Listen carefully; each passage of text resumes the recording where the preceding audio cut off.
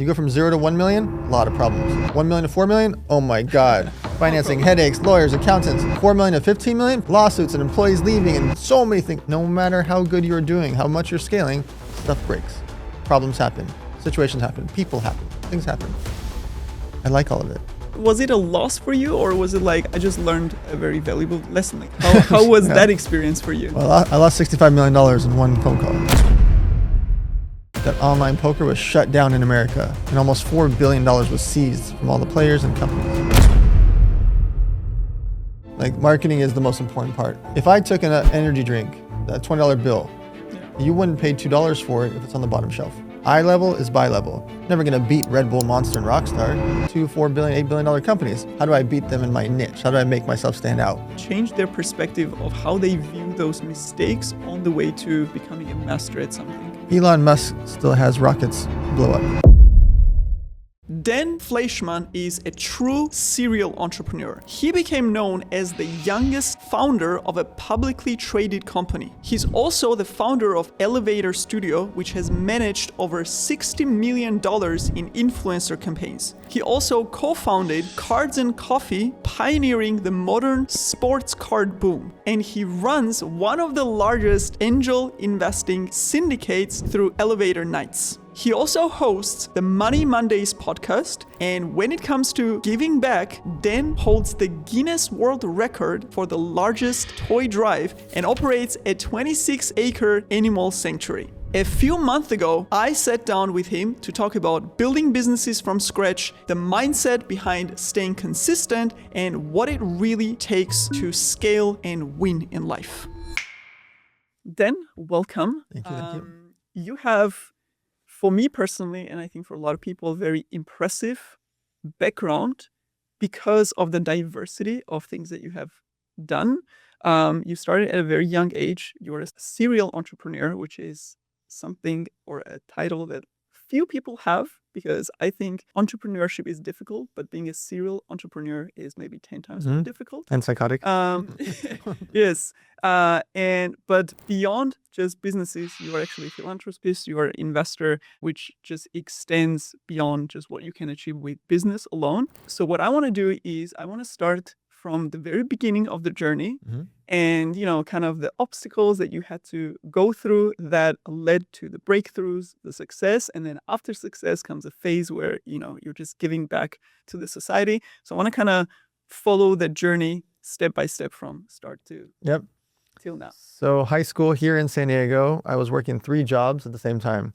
I was at the stadium here, peanuts and Cracker Jacks and cotton candy, and rocking around the stadium. I was working at Ruby's Diner with a sailor's cap on, and I was working for a stockbroker, and he paid me cash under the table. For 3 years, I saved up $43,000. So it's called 12 grand, 15 grand a year. I was saving up this money to go and do college, San Diego State University. But at 17 and a half, I started a company to make t-shirts. And I trademarked a catchphrase, the slogan called "Who's Your Daddy?" Yeah. And so I went and made t-shirts. I made 100 t-shirts, sold them for $15 each. So I had $1,500. I'm like, oh my God, I'm a millionaire. I sold it in one lunch, $1,500. I'm like, this is crazy. So I went to a convention called Magic in Las Vegas, got a really big booth, 20 feet. And I got there, and my next door neighbors were literally $1.5 million booth, $2 million booth. They were massive, and I had 20 feet. I thought it was big. And next to these guys had a whole walkway. And it was Fubu and Sean John. So Puff Daddy just started Sean John in 1999, and Fubu was Damon John. And I was right in the middle between these humongous booths. And so that show, we did $1 million in orders. But I didn't have a manufacturer, so I didn't actually know how to fulfill the orders. So I went to the warehouse, and I went to this high-rise in downtown Los Angeles called the Apparel Mart, and just walked around, like asking people who can make, hey, can you make clothes for me? Can you make sweaters? Can you make t-shirts? Like, I got a lot of orders. And I met this guy named Christopher Wicks from Manchester, from London, and he helped me. He was my mentor, and he was my advisor, and he owned all these big brands like Fender guitars and all these things, and he helped guide me. So next year we did $9.5 million, next year even more.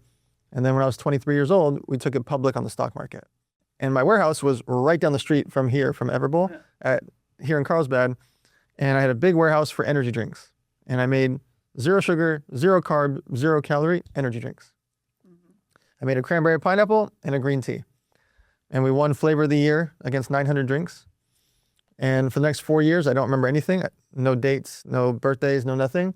And I got into 43 distributors, 55,000 stores. And I just drove around myself and flew around myself all over the country. And then the team came and helped, scale it. Let me Yeah, go for it. because when you are telling this story, it looks like a straight line, like, this This is the straight line. It is like a very No. concise version. But let me zoom in. First of all, you start selling T-shirts, right?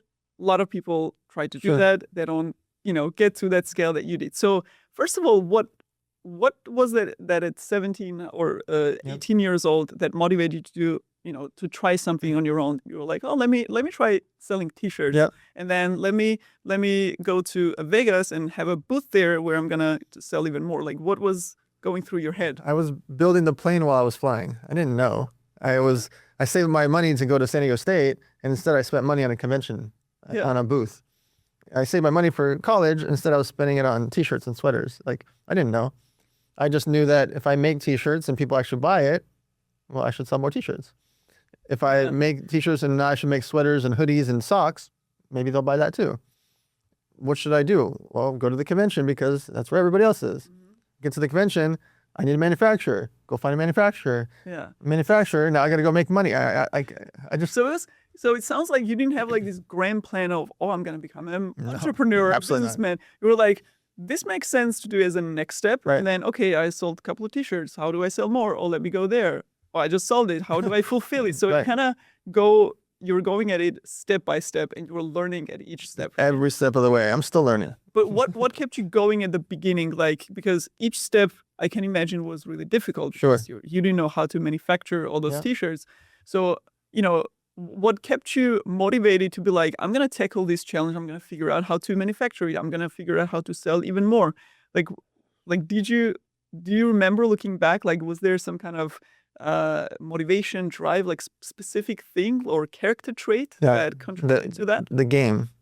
I liked every part of the game. It's like when you play the video game and there's another level, and another level.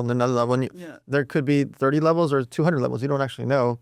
You just got to keep figuring out and problem solve and slay the dragon and find. Like, I just had to go through the steps of life. And once you're in it, I want to win the game. But there's no actual winning. I'm never going to beat Tommy Hilfiger and Fubu and Ralph Lauren. They're doing billions and billions of dollars. So how can I beat or win in my niche? And same thing with energy drinks. Never going to beat Red Bull, Monster, and Rockstar. These are $2, $4 billion, $8 billion companies. How do I beat them in my niche? How do I make myself stand out? And so the game is what my character trait is the game is like, I want to win the game. And I'm also self-aware that I can't win the money game. I can't beat Red Bull, Monster, Rockstar. I will never be that. I don't plan to be a $4 billion energy drink. I don't plan to do $2 billion of T-shirts. All right. How do I win in my game where I can take my niche as far as I can go? Okay. And then you said just, on the side that you had this huge warehouse where you started producing energy drinks. And, the product itself was really high quality because, the taste test kind of proved that. How did that transition happen? So we were here in Carlsbad and I want an energy drink. I'm like, well, most energy drinks taste like cough syrup. Why do they taste like cough syrup? Let's find out. There's an ingredient called sucralose. Okay. How do I turn down the sucralose but still keep the energy up? All right, well, we replace with this ingredient, and we can turn this down. All right, let's mask the flavor with cranberry, pineapple, and then green tea. Well, how do I make it 0 sugar, 0 carbs, 0 calorie? I don't know. Let's call the chemist from Gatorade. Okay. I like Gatorade. Let's find him. We started asking everyone, calling everyone, searching. We find this guy, 73 years old, and he's one of the chemists. And we sit down at a restaurant in Newport Beach, like Irvine area, and he puts out a bunch of cups. He said, if you pick the flavor that I think is best for you, I'll make it for you for 1 year. I'll license it to you. I see the red one, I drink that one. I said, this is it. He's like, you don't want to try the other ones? I was like, no, I want this one. This is cranberry and pineapple. He's like, well, that's the one. And so I got super lucky because there's a lot of cups. And I don't know what would happen if I tried the other cups. And I don't know the butterfly effect of what would happen. We sold tens of millions of those things. And so that led to, well, no one's done a green tea energy drink. I like green tea. Tea is the second most consumed beverage in the world. Okay, water's number 1, tea is number 2. Let's make it green tea. How do we make it 0 sugar, 0 carbs, 0 calorie? We got to find this person. So it was every step of the way finding someone to fix the problem. Yeah. And I would literally go for the best, right? Yeah. The best manufacturer, the best creator of a drink, or the best chemist, or the best investment banker to go public. Like, I just wanted to find the best character to help me fix the problem. Okay, so you probably also heard this from other entrepreneurs, and everybody says the ideas are worthless, the implementation, execution is everything.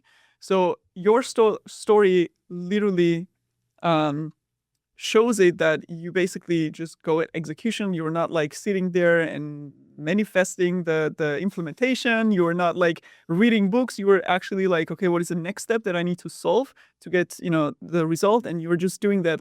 It almost sounds like a logical step for you to do as a next step.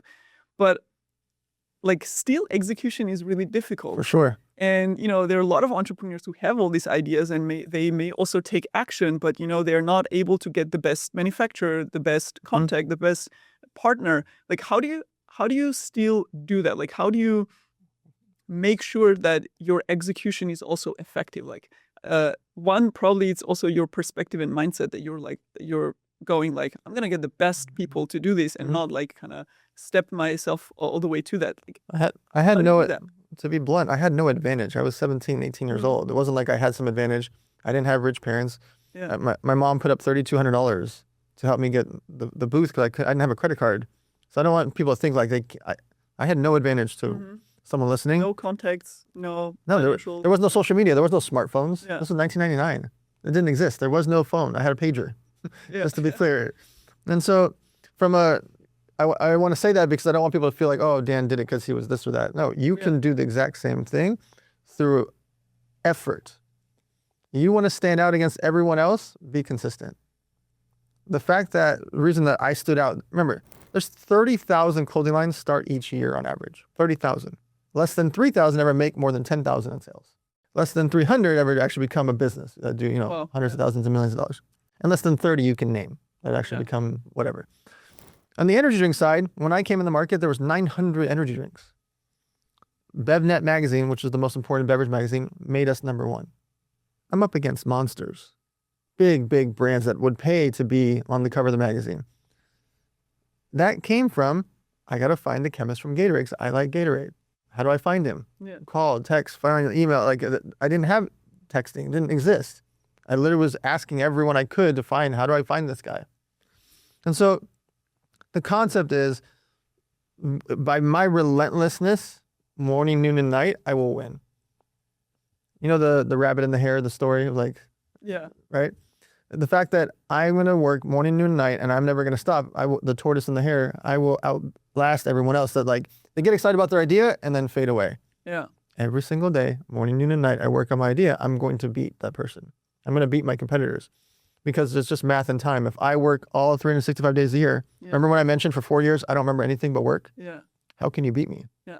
You mentioned something interesting. The motivation fades, right? Oh, for sure. Because when you have this idea first, you have this surge of motivation. It's like, oh my God, this is a great idea. I can, scale it. I can make it bigger. But then problem happens, and then problem happens, and problem happens. Maybe it lasts like even a week, or 2 weeks, but you have to stick to it maybe a year. So in your case, like when the motivation faded, what keeps you going to show up morning, noon, evening, every day? The drive is the fact that I know going in, there's going to be problems. Every day I open up my phone, there's a problem. And not one problem. 30, 40, 50 problems. Yeah. If I let it demotivate me, then I shouldn't be the CEO or an entrepreneur. There's the same reason I say that 99% of people, they shouldn't be entrepreneurs. They're not built for it. Yeah. Even when things go perfect and amazing and great and scaling, stuff breaks. Yeah. You go from 0 to 1 million, a lot of problems. 1 million to 4 million, oh my God. Financing, headaches, lawyers, accountants. 4 million to 15 million, lawsuits and employees leaving and so many things. No matter how good you're doing, how much you're scaling, stuff breaks. Problems happen. Situations happen. People happen. Things happen. I like all of it. You have to have a little sickness in you. Like, I like it. Like, I like the problems. I like to fix it. I like the game of it. I understand this lawsuit's going to happen. How do I fight that lawsuit? This manufacturer didn't ship on time. How do I explain this situation? What's my backup to this? Like, the game of it is so fascinating to me that I get excited about the good, bad, and the ugly. Okay, this is interesting because it's a complete shift of perception. Because I think a lot of people set the expectation like I'm gonna hustle and grind through it so that everything gets perfect and I can chill. But you're saying, yeah, There's no you're perfect. saying like the more you scale, the more you build, actually the problems compile. So you need to set the expectation Of course. there are gonna be problems. But does it not like stress you? Do you have a mix of like I'm stressed and kind of anxious but also love it, or is it literally like just I'm super excited to tackle this challenge and then the next one? There's like a running joke about my emotions that I don't care if I made $1 million, lose $1 million, if I win a big poker hand or gamble, if a big problem happens on stage and like a bird poops on my head, my emotion doesn't change. And because of that, I can fight through a lot of adversity. If I got too excited when things are good, or too depressed or scared or mad or screaming or crying when things are bad, it's very difficult to steer the ship. And so I try to stay calm in all scenarios, no matter how good or bad, no matter how exciting. I just got an order from Walmart. Woohoo! Yeah. Walmart owes me money for 6 weeks. Oh no. I try not to do either of those because both of them are part of the game. Sometimes Walmart owes you money and sometimes they're making a big order. Do you think it's your character trait or did you develop it?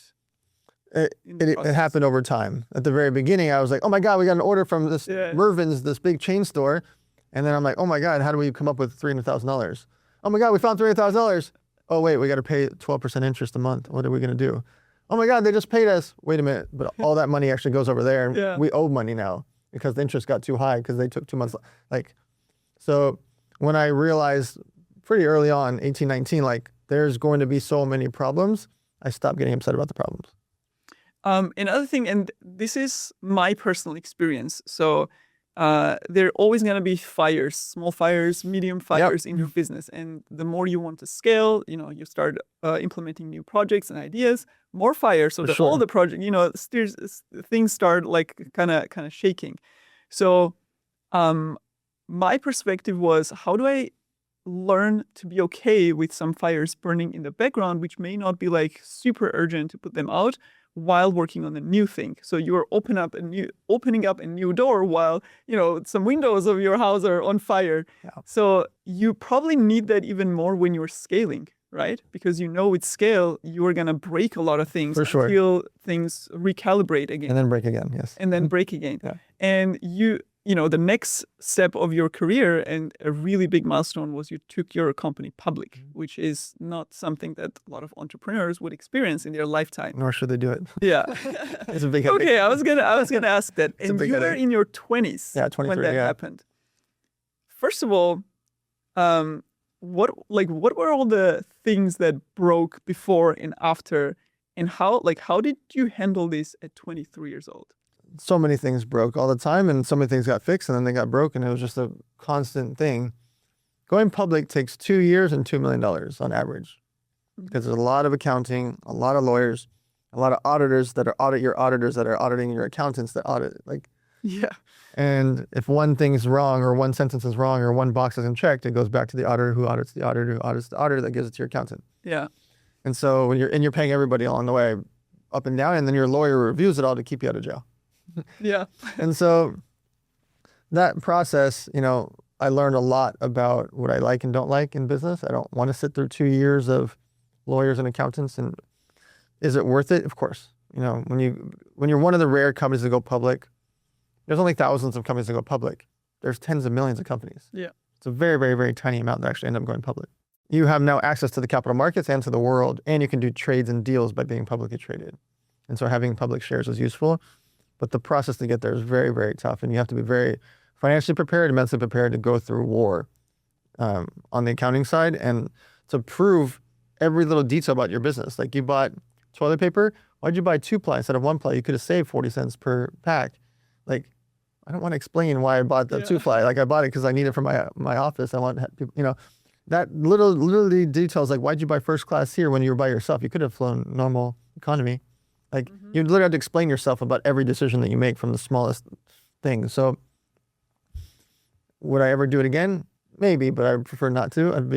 I'm on the advisory board of 3 public companies, but I don't want to be a CEO of a public company. So during the process, did it take you 2 years as well? Yeah.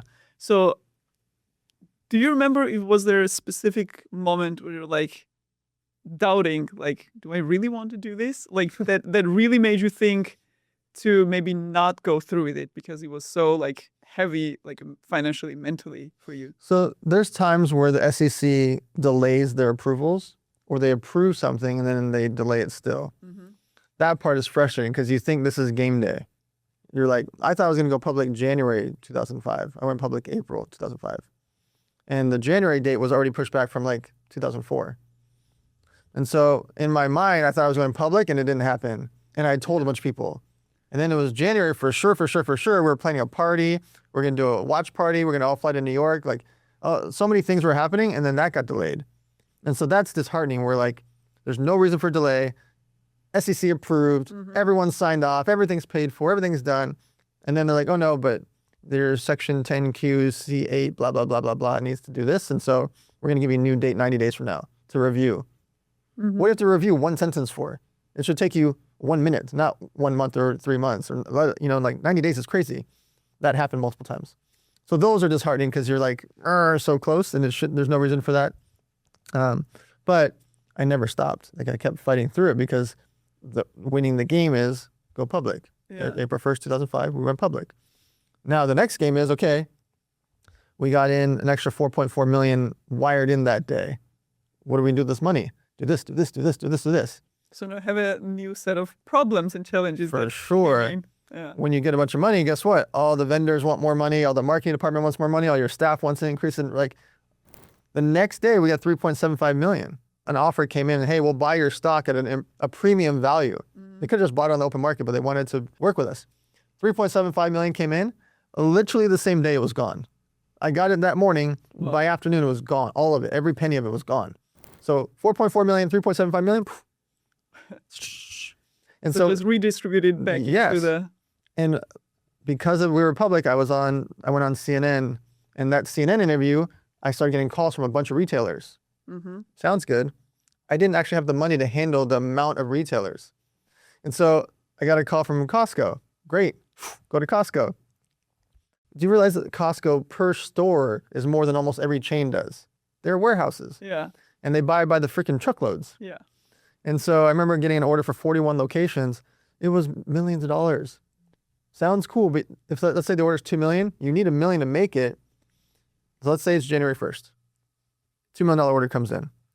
You need $1 million to make the $2 million order. But you don't ship till either March 1st or April 1st. When that date comes around, you get paid net 30 or net 60 from that date. Yeah. So let's say it's April 1st. I'm going to get paid June 1st. So if I'm lucky, May 1st I get paid. January 1st I put up the money. May 1st I get paid. But what if your product does well? So they get it March, April, they sell it, and they want a bigger order for $6 million.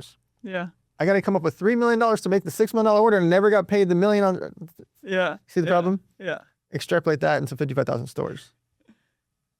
And so no matter how much capital you have, you need more all the time. And that was part of the craziness of the game of what we were doing was we kept getting more and more stores, more and more distributors, more and more deals. The military bases were ordering millions of dollars. I had to come up with millions of dollars to make it and then wait 4 to 6 months to get paid. How did you tackle that problem? So there's something called factoring. A factor will give you money based on your orders. It's called buy the paper. So let's say your notebook there was a purchase order, an invoice. That purchase order says $2 million from Costco. They'll buy the paper. They'll say, hey, I'll buy that for 1.94 million. So we're going to make 60,000. Not we, the factor. Yeah. They're going to make 2% a month for 3 months. They're going to make 60 grand, whatever the number is. And now they own it. Walmart wires to them, Costco wires to them.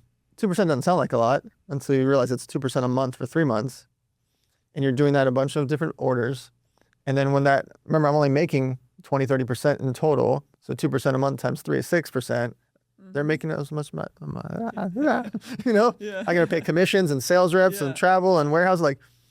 And so the way we got around it was we knew we were going to make less money on certain orders and then try to get a higher price on other orders to dollar cost average. Yeah. So other retailers would pay us more than Costco. So when we go to Target, they would pay more. We go to Ralph's grocery store, they would pay more. And that helped us. We'd have to charge them like $1.21 versus $1.14 for them.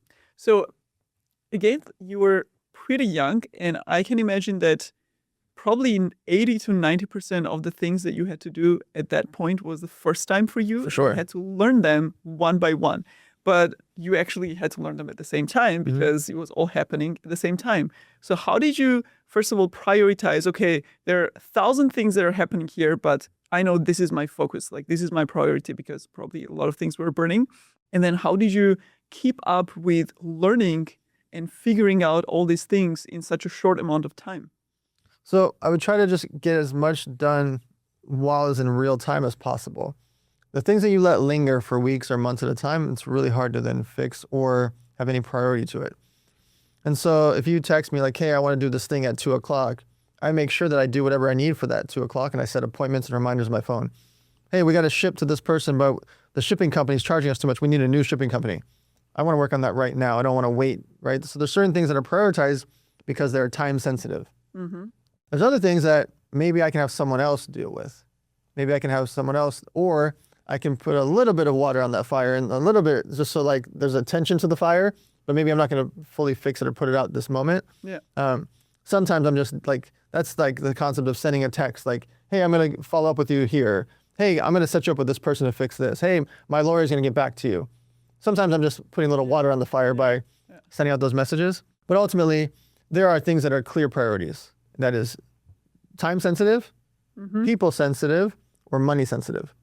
Those three things will make me like, okay, this goes to the top of the list, attention. right? Yeah. But then all of a sudden, if like my baby needs something, that goes down. Baby is number one. Oh wait, your mom needs something because you got to come over here. Okay, well let's go fix the mom situation. Like sometimes family can, precede all of it. And so when you look at things that are going on in your world, the things that are easy, get those done right away. If it just takes a text message or a phone call or a moment or a signature, get it done. You got to do a wire transfer, go do the wire transfer right now. Don't wait till Thursday, Friday, Saturday. Like things, and also like if I know that when I do this thing, it sets off something else, I want to do it right away. Like if I know I need to pay you to manufacture blue shirts, but if I wait a week to pay you, that means I delayed a week for getting my shirts. I need my shirts for the convention. And so there's things that might be time sensitive because of what I do that then becomes time sensitive. I want to hurry those up too. And what do you think, like how would you formulate, what was the mental framework or perspective that didn't paralyze you under this heavy load of things? Because it could be that you just freeze, right? You don't know, like there are so many things you can't even think clearly under the pressure. Would you be able to put it into words? Like what was it about your mental strength or perspective that made you alert and be like, okay, I need to figure these things out. I'm going to stay as calm as I can possibly can. And I'm going to just tackle them one by one. So I stay calm in the chaos. There's no one thing that's going to hurt me. And if that thing is that big, it is what it is. Meaning, let's say running the business and I find out, you know what? The trucking company had an accident and the truck spilled over all the energy drinks. 32,000 drinks are gone. Costco's not going to pay for those. I could sit on the floor and cry about it or try to fix whatever the problem is, but I also understand the reality. Those drinks are gone. Those drinks are not usable. They're smashed on the freeway somewhere. They're not going to get to Costco. I don't want to cry about it. The mentality behind to me is, why would I spend time crying about it? And if I cannot fix it, why would I spend time agonizing about why I can't fix it? I need to move on with the next step in the game. And too often we'll go call everybody. Can you believe my truck fell over? Oh my God. And social media, can you believe my truck fell? And then you call up everybody to tell them about that. And you just wasted hours and hours about something that is not fixable. Those drinks are never coming back. It's not happening. There's nothing you can do about it. And so I don't sit on the floor and cry about it. I look at when something bad happens that I cannot fix, I'm moving on to the next chapter, the next thing in the game. Okay. So when you went public, so it was like this milestone moment for you, did you have like a down or like how did it feel for you? Like you just achieved this crazy milestone. Like, did you already know what the next milestone was for you? Or you were like, okay, now I'm going to dive in and try to make all these things happen and, fix all the breaks? Well, you asked me the question, I had a flashback. Like I saw myself in the office when it happened and it was live. And then I remember going to the bank that was downstairs from the office in Mission Valley before we opened the warehouse in Carlsbad. And so I remember very vividly, like we went public, super excited, told everyone in the office. Went down to the bank, started doing wire transfers. Investment bankers called us freaking out. Hey, guess what, guys? Your stock's going up. This is happening. Hey, someone just sold a big chunk of shares. Who was that? Why did the stock just go down? What happened? Yeah. 5 minutes later, guess what, guys? Someone just called in, a baseball player and a rapper named Master P. Master P literally just came in and become one of their biggest shareholders. What are you talking about? Like, all this was happening. And so I remember the game of like all this action This was happening. happening in the same day. This happened the same hour. Oh, The same hour. Like literally a baseball player and a rapper started buying up a bunch of shares for whatever reason. And then the wire transfer in the bank situation, like all these things were happening. And so I don't remember, I didn't like pop a bottle of champagne. I didn't have a balloon. I just remember like there was a big moment. How do I make it bigger?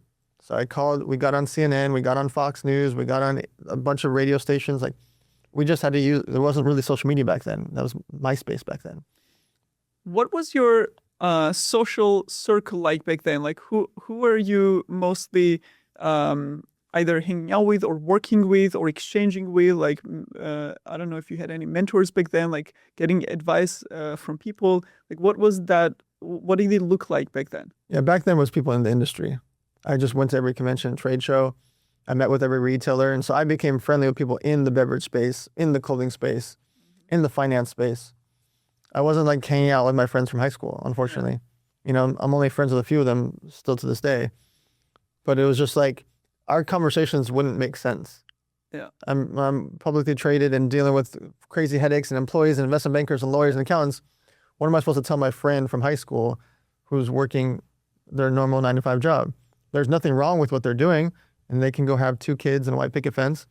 I just don't know what we would talk about because it would sound like I'm bragging. I'm not bragging. Yeah. I'm dealing with a bunch of stuff. But I don't want to tell them that. I don't want to say, oh my God, my semi-truck fell over with drinks in it. Yeah. And they work at Wells Fargo. Like, what did it, it doesn't click for them. And so to me, I was surrounding myself with, if I talk about my semi-truck falling over, it's to someone that cares or understands or has dealt with certain things. If I talk about being publicly traded, it's with an investment banker or a lawyer or a financial guy. Like I was trying to interact with circles, and then my friend group became almost all business related. And did it help you some way, like to excite you even more about the goals and to be more ambitious, or even solve some of the problems that you were dealing with, like that kind of interactions and yeah, socializing with those people? I always want to talk to people that are smarter, richer, more successful, older, because they've been down the path. My path will not be the same as theirs, obviously, because I'm a crazy entrepreneur. But if someone went and built their product into 10,000 stores, I want to know how and why. If someone's a football player and they became in the NFL, I want to know how and why, because there's hundreds of thousands of other players that didn't get to the league. Like I am constantly curious. And the reason for it is every little bit of information that I learn changes the course of my career. Do you remember at that time, like in your 20s or maybe even later, were like top 3 things that you learned from other people by accident almost that either changed your perspective completely or even changed the trajectory of how you do business or what industries you went into? The biggest things I learned along the way was the capital. The capital is most critical because it's like oxygen. And it's fuel. Like it's like the most important ingredient to make your business work is you need capital. If you don't have the capital and Costco asks for $2 million and you don't have the $1 million to do it, what do you do? And so learning about how to deal with financing and factoring was huge. Learning about people. What do people care about? What does my staff care about? What do my vendors care about? What do my clients care about? What do my customers care about? They care about themselves. What can I do to make it the best experience for the customer? Well, make the drink taste good. Make the ingredients better. 0 sugar, 0 carbs, 0 calorie. What do my employees care about? Their payrolls on time. They can take care of their family. They're excited to work here. So I'm constantly telling my staff about all the cool things that are happening and make them excited to stick with my company, not leave me. Yeah. So understanding people was a big thing that I learned along the way, and I still do that every moment. And then understanding marketing. Like marketing is the most important part. If I took an energy drink and I wrapped $20 about that $20 bill, you wouldn't pay $2 for it if it's on the bottom shelf because you can't see it. Yeah. And so I learned this thing called eye level is buy level. Eye level is buy level. So the drinks or the clothing or anything you're selling has to be above the waist of a woman because women buy the most. Women control the shopping in America and all over the world. Average woman is 5'5", depending on the country you're in. So I need it to be above 3'2" up. And if it's not, no one's going to buy They're it. non-existent. You're not going to literally pay $2 for my $20 bill because you can't see me. Yeah. And so I think about eye level as buy level for everything. And I also learned about the fact that we as humans see an average 3,500 logos and faces per day. And so in order to stand out, remember I mentioned my cans are bright yellow and bright red and bright green? That's because the other cans for drinks were black and silver. I look at marketing as this major thing that you need to stand out to keep top of mind. How are you going to compete against all these other things that have so much noise? You have so much competition for your attention. How do I stand out? And so I learned a lot about marketing. All right. So to continue the timeline, you had this venture afterwards called Victory Poker, I think it was, which is a really interesting story where you took something and grew really fast, but it kind of came crashing down also really fast. First of all, how did you handle, like, was it a loss for you, or was it like, I just learned a very valuable lesson? Like, how was that experience for you? Well, I lost $65 million in one phone call. So Victory Poker was my next feather in my cap. I resigned from the energy drink business on 2009 on the 10-year anniversary.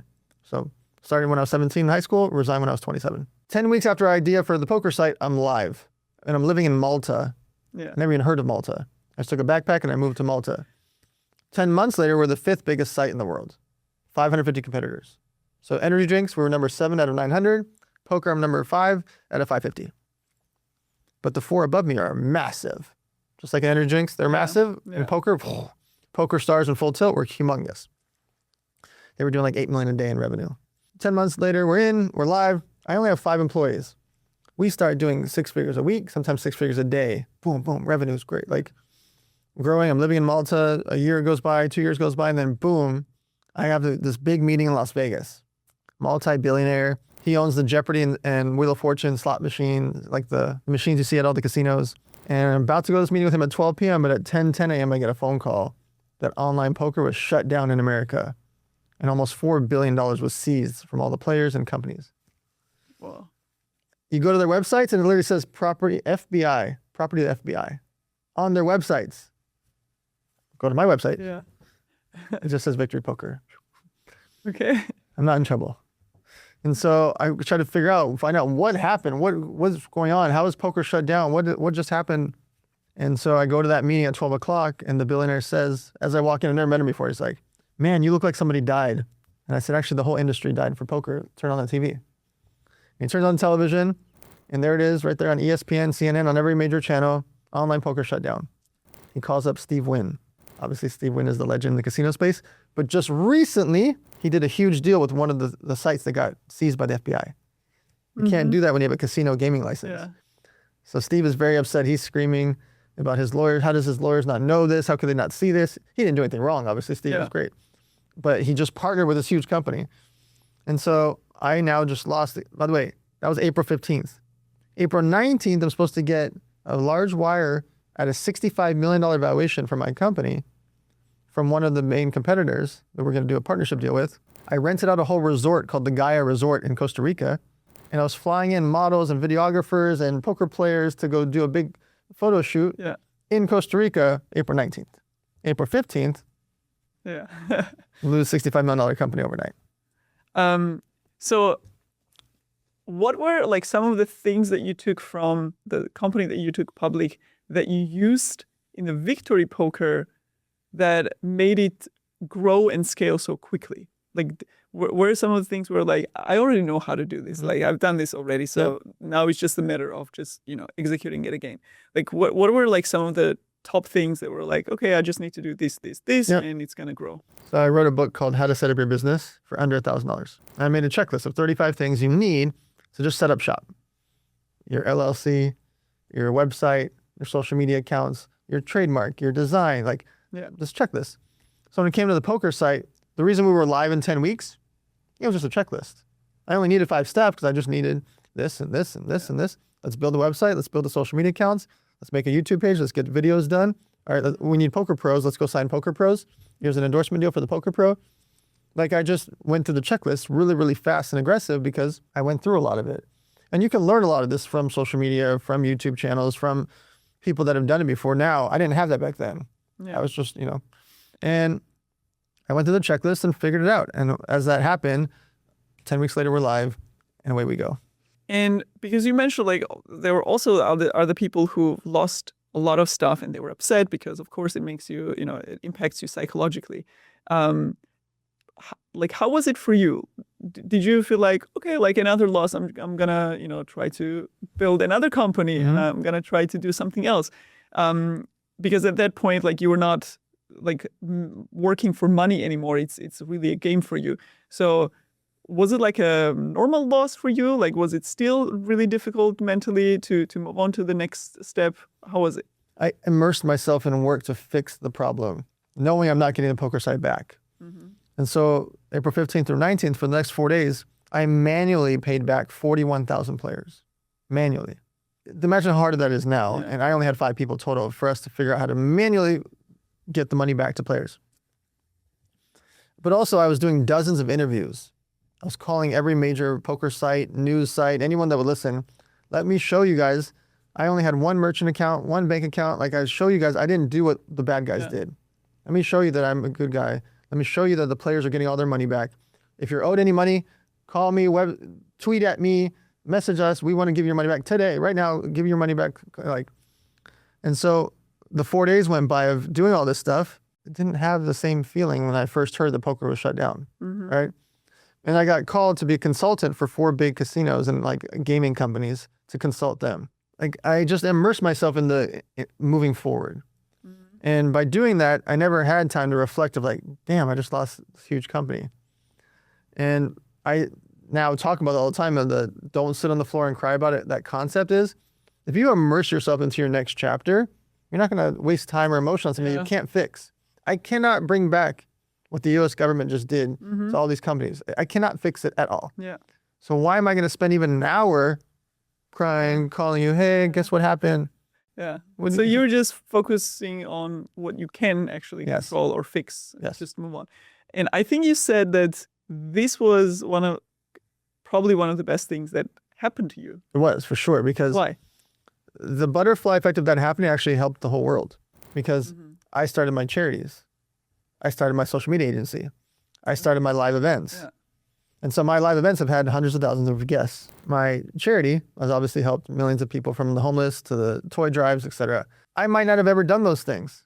Yeah. I might just be a poker guy still 10, 15 years later. I might just be some rich poker guy that maybe I'm cutting checks and donating and living in Malta. Yeah. But I never would have done my live events. Where people met, people had babies, people dated, people funded companies. Like stuff happens at my events.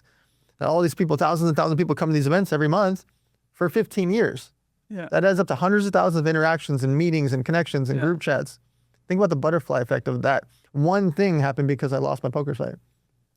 Millions of toys are going to get given to kids because I went and moved back to LA, met Vince, the founder of the charity that we started together. Like that would have never happened if I was just living in Malta being a poker guy. Yeah.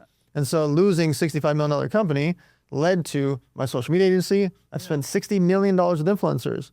Imagine none of those influencers got that money. The brands never got all those sales from the influencers posting about it. The consumers never got to buy those products.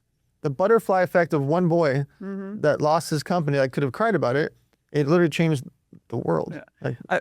So I want to ask about that transition. So at some point you realize this is gone, like this is done, I need to move on. What was that phase of like recalibration for you? Did you actively sit down and think about what is the next thing that I want to do that is really fulfilling for me? Like, do I want to, how do I give back to the community? How do I do something where I benefit, but also I'm doing something for other people?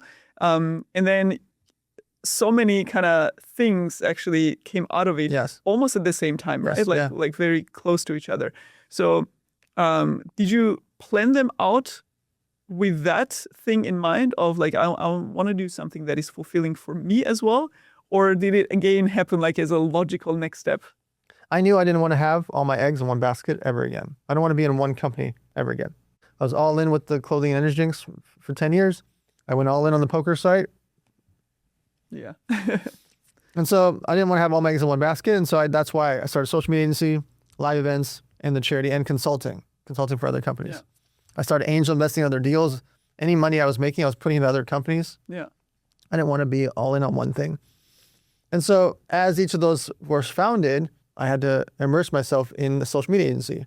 This is 2011 and 12 when social media is just really getting going. Immerse myself in the charity. How do I make backpacks for the homeless with 150 items inside? How do I make it efficient? How do I ship it? I found a warehouse called Minimus in Los Angeles. I still work with them 15 years later. Like, I just immerse myself in the things, the charity, the agency, the live events. How do I throw events for free? I just want to make them free.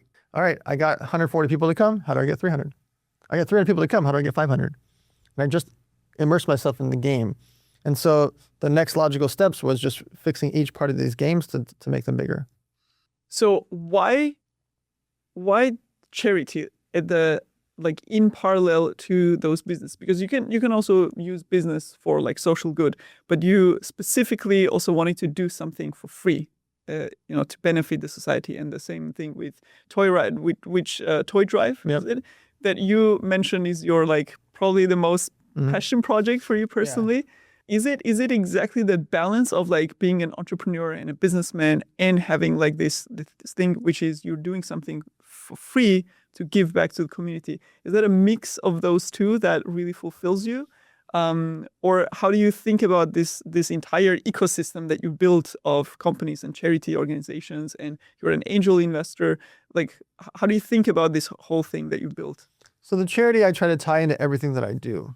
Whether it's the backpacks for the homeless or the toy drives, I incorporate it into my events, I incorporate it into my companies, I incorporate it into my world, because I believe that if I can get other people involved in the charity, the butterfly effect happens. Yeah. If I can get them to go do their charity stuff, the butterfly effect. If they donate or they do it on their own. And so I've always, for 15 years in a row, I just tie in the charities to my daily life. Mm-hmm. Yesterday I'm at the venue for the toy drive. Today at 4 o'clock, I'm doing something similar for the San Diego location. Like, I make it part of my life. Yeah. I brought business people with me to the venue yesterday so they can make videos and see it. What happens? They're going to donate. They feel a part of it. Yeah. They post about it. Guess what? Their audience now sees the toy drive. Like, Yeah. I'm constantly just incorporating, tying in the charities into my world so that the butterfly effect happens. Yeah. What business skills are you actually using in the charity organizations to, make, because it is still like a business. Yeah. Yeah, it is a business. And you also have to think about manufacturing stuff like the backpacks, or you also have to think about organizing the human resources for the toy drive, for example, because it's such a large scale. Like, what are the common things that you use in your business ventures and your charity ventures? I literally run them like a business, except I don't ever get paid. I put the money in for them. But the logistics of it is very, very identical to business. It is a business. Yeah.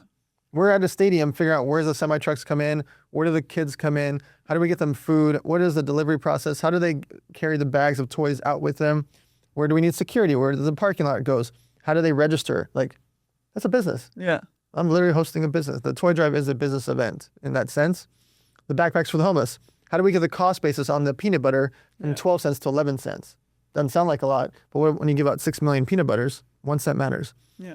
And so we look at every little detail and I run it like a business. I think about the operations, the shipping, all the logistics that go into shipping backpacks to the homeless. Homeless person gets the backpack, what happens? What do they do with the waste? How heavy is it? It's 14.4 pounds. I can tell you exactly. I know everything about it, every little detail about it to the penny, because it is a business. What gets you out of bed in the morning? Like, what is when you open your eyes, what is the most exciting thing that kind of is like, oh, I'm so excited to get up and get started with my day? I feel like I can see the matrix now. I feel like now, because I'm old in this game, I've been doing this for 25 years, 27 years now. 27 years now, since I was 17, to do these things. And if I do them, more kids get more toys. If I do my sports car stores, more kids and parents and dads have time with their sons. If I help Everbowl get more locations, 30,000 people a day walk into an Everbowl location. Like, if I do the game and help a founder build their business, or I help a brand, or I help a charity, like, it helps the world in a sense, whether the world being 5 people or 500 people or 5,000 people. I spend the time to go throw an event, 300 people show up. Those 300 people, some of them, their lives are going to change. They're going to meet their future husband or wife. They're going to meet their future investor or partner. And so the game to me is I feel like I can see it. So I'm so excited to go do it every day. And on a practical level, like how would you say your day-to-day or your calendar looks like right now? Like what are the 80% of the things or maybe 60% of the things that you are investing your time in, and what is the distribution of your time? Yep. So there's main characters in my life that help me run all of this. My CEO, Joey Carson, Shannon, I call her Shannon Superstar. She runs makes all the magic happens. Yeah. There's certain characters. My brother deals with the whole accounting firm. So there's certain characters in my life that help me run everything, right? Yeah. To make it actually into reality. My crazy idea becomes reality because of Joey and Shannon and Leon and these people. So my day consists of a lot of group chats.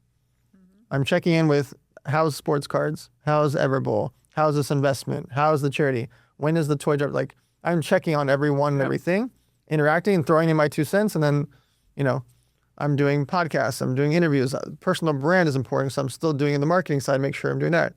I'm doing some introductions each day to help a company I'm advising for. Yeah. I'm setting, I've never had one same day. Doesn't exist. Yeah. And I don't recommend doing what I'm doing. I do too many different things. I'm doing it because I have really good people to run each thing. Mm-hmm. If I didn't have someone to run the events, I wouldn't do them. If Shannon wasn't running the events, I wouldn't do it. If Joey, my CEO, wasn't running my agency, I wouldn't have an agency. Mm-hmm. If Michael wasn't running the card stores or Jeff wasn't running Everbowl, I literally wouldn't do it because I can't be Jeff for Everbowl. I can't do what he's doing, right? Yeah. And so I need someone that is I call him the quarterback to run each thing. Yeah. I have 2 final questions, and this is also a really great segue into the next question, which is a lot of entrepreneurs, because you said not everybody's meant to be an entrepreneur, definitely not. right? No. And there are a lot of entrepreneurs who start a business because of flexibility and time freedom, and they kind of stay small, right? But what you mentioned is when you have right people to execute some of the crazy ideas maybe that you have that is not your strength in terms of implementation, but you find good people to actually implement those things. This is something that those majority of entrepreneurs or people who want to build businesses do not have or do not know, and is kind of the scary next step, which is how do I even manage people? How do I find great people? How do I make sure that they don't drain my energy and they don't give me more anxiety rather than helping me and taking things off of my plate? What advice would you give them? Immerse yourself in what I call obsessively stalk your competitors. So go online, follow, and when I say stalk this, not to hurt them. Stalk your competitors. What is my competitor doing? What are they posting about? What do their customers say? What are their comments on their pages? What do their Yelp reviews look like? What are they using for programs or software or services? What does their website look like? What does the 7th page of their website look like? Mm-hmm. What does it look like when I Google them? What does Reddit say about them? And by doing that, I start to see, their customers hate this. Their customers love this. These employees left them and they actually went to work for this company. Why'd they go there? I stalk them and really try to understand all the moving parts about it. And by doing that, you're getting so much information. And competence leads to confidence. So if you learn something and get really smart at it, you will be very confident in it. And so I immerse myself and study everything about my competitors, and that will allow me to know what are they using for their HR? What are they using for their software? What are they using for X, Y, and Z? And that competence will lead to confidence. So you learn from the competitors. For sure. Especially when you're learning, you want to hire people so that you can implement more of your ideas at a faster rate, at scale. So you want to grow your business, so to say. And when you're learning something, naturally, you're going to make mistakes. And those mistakes, can cost you money or time, whatever. So how would you teach someone or address someone to change their perspective of how they view those mistakes on the way to becoming a master at something? Elon Musk still has rockets blow up. The number 1 richest guy on the planet still has explosions that happen. Zuckerberg built Threads, and it's not a great platform. And he didn't need to because he already had Facebook and Instagram and everything else. The richest people on the planet still have mistakes to this day, and they always will. No one is perfect, no matter how much money you have, how much access to information you have. You've seen some of the biggest zillionaires and billionaires in our society make mistakes. Either blunders on social media, divorces, and they get divorced too. Jeff Bezos gets divorced. There's a stack of Amazon boxes right there, and guess what? The 2nd richest person in the world got a divorce. and now he's dating someone else, and now they travel around, and now he does this and this. They're still humans. We're not at an age of AI and robots yet. So they're still humans. And because of that, they're making mistakes. You're going to also. Yeah. They're making mistakes when they have $1 trillion. It's okay when your 700K company has a mistake. It's okay. Yeah. It's part of the game. Your job is to do as best you can. If you failed because you suck and because you didn't show up and because you didn't put in the work, then you should be upset. Yeah. Then you'd be upset with yourself. You didn't show up because you're lazy and you didn't go to the convention and you slept in and didn't show up at your booth. Yeah. You suck. And you shouldn't be an entrepreneur, Yeah. to be blunt. But if you went to your booth and didn't get that many sales, that's okay. It's part of the game. If you went to your booth and the plumbing messed up, that's okay. Plumbing messes up. Like, when you start to realize, like, the wealthiest people on the planet, the most successful, who you think are perfect, they get divorces, they get situations. Bezos gets divorced. Elon Musk has 15 kids. Like, they're still humans that do weird and crazy things. It's okay when you have a mistake. So it's unrealistic to expect that you're not going to make mistakes. Not possible. So you can already set it as an expectation, like by default, I'm going to make mistakes. Let's see how many mistakes it's going to take me until I, stop making mistakes because I became good at it, so to say. All right. And the final question I have for you is, if you think about projection 10, 20 years from now, what is it that you want to have accomplished or done or experienced looking backwards? I want my charities to be so big that people are running them without me and they don't even know who I am. I want people to be throwing toy drives in Austria and in London and in Belgium and in Shanghai, not even knowing who the heck I am. I want them to be giving out backpacks to the homeless with 150 items inside, never even hearing my name. My goal is that the legacy is not even legacy of my name, legacy of what I built, with no attachment to me. I don't care about that part. I don't need a pat in the back. I need more backpacks to go out. I need more toys to go out. I need more things to happen from that perspective. And so in 10 or 20 years, my dream is there's literally 1,000 toy drives happening in December, and they don't even know who I am. And how would that make you feel? Like, do you imagine like all these kids' faces, who get all these toys, or the people who open their backpack and see the stuff inside? So that's what... I'm obsessed with it. And I know it's happening without me, and I love it. Like, I know people are doing toy drives that I don't, like, I've heard rumors about it, or I saw a picture of it and I didn't see a video, but just knowing that it's happening, or not knowing that it's happening and knowing that it's not happening, like, in my mind I freaking love it. Yeah. Awesome. Dan, this has been amazing. My pleasure. I've learned so much from this, and I know for sure that a lot of people who are going to watch this learn a lot. Maybe one person has a change of perspective, takes an action that they would not have otherwise. And that's exactly what this type of content is about. Thanks a lot. My pleasure. For sharing.